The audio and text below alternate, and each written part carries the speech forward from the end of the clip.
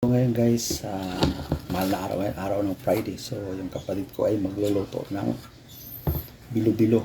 Kung tawag sa Bisaya ay binignit.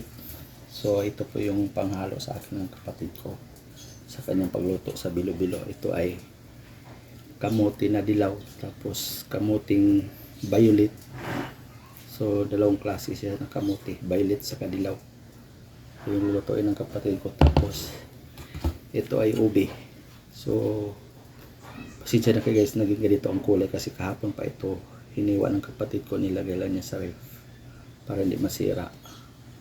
Sayan. So bali tatlong klase, saka yung kamuti na violet saka dilaw, tapos ube. So kita nyo guys. Pero sa ngayon ay niluluto muna ng kapatid ko yung tanghalian namin kasi ang oras ngayon ay alas 12 na ng tanghali. So maraming salamat guys sa inyo. Abangan nyo ang pagluluto ng aking kapatid sa binignit, bilo-bilo kung sa Tagalog. So maraming salamat at abangan nyo guys.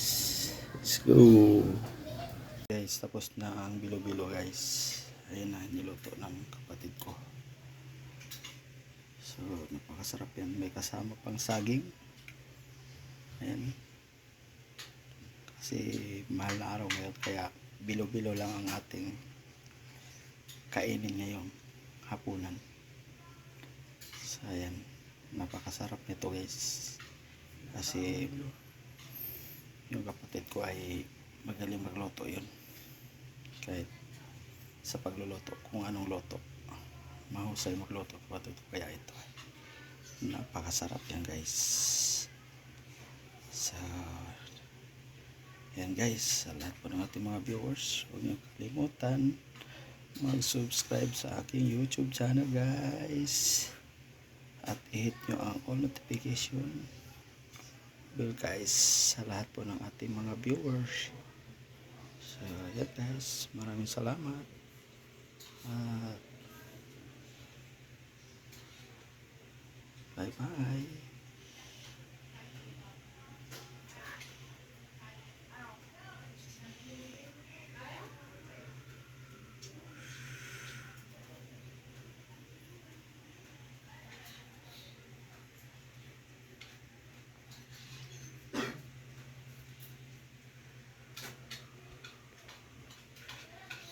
Paano natin guys.